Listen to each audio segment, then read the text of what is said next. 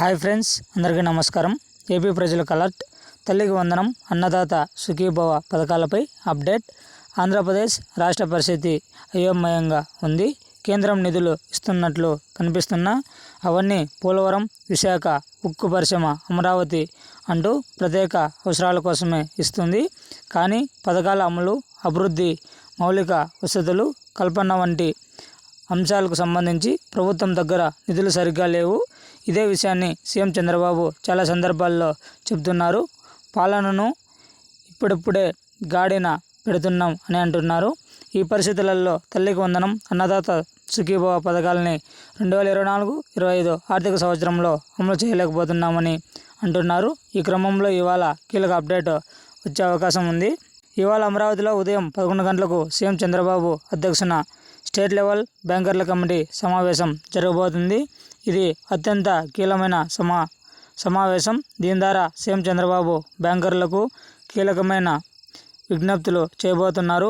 బ్యాంకర్లు సహకరిస్తేనే AP అభివృద్ధి అవకాశాలు మెరుగుపడతాయి. ఏ పథకం కొనసాగించాలన్నా బ్యాంకర్ల సపోర్ట్ అవసరం.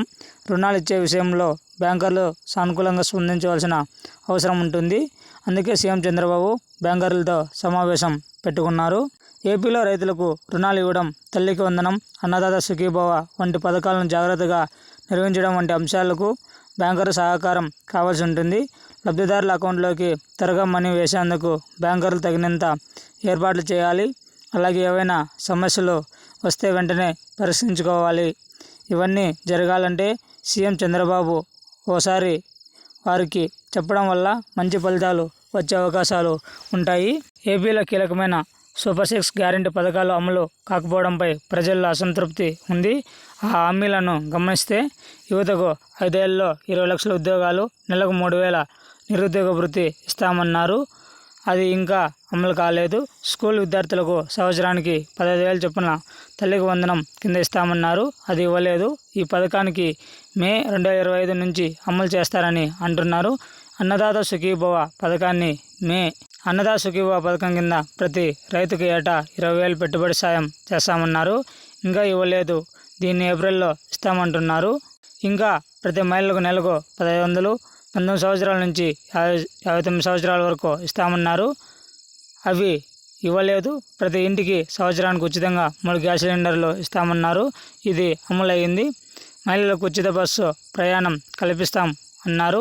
ఇంకా కల్పించడం లేదు. దీన్ని ఉగాది నుంచి ప్రారంభిస్తారనే ప్రచారం ఉంది. ప్రభుత్వం మాత్రం అధికారికంగా చెప్పలేదు. ఇలా కీలక సూపర్ 6 పథకాల హామీలలో ప్రభుత్వం మొదటి ఆర్థిక సంవత్సరంలో ఫెయిల్ అయిందనే చెప్పుకోవాలి.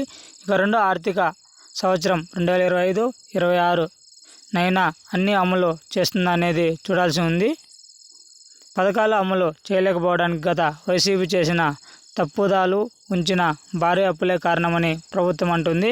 అయితే కూటమి సర్కారు వచ్చి 7 నెలలు అయిపోవడంతో ఇంకా వైసీపీని విమర్శించి లాభం లేదని వాదనలు వినిపిస్తున్నాయి. ఇది ఫ్రెండ్స్ లేటెస్ట్ ఇన్ఫర్మేషన్. ఈ వీడియో నచ్చితే లైక్ చేయండి, షేర్ చేయండి, సబ్స్క్రైబ్ చేయండి. Thanks for watching video. జై హింద్.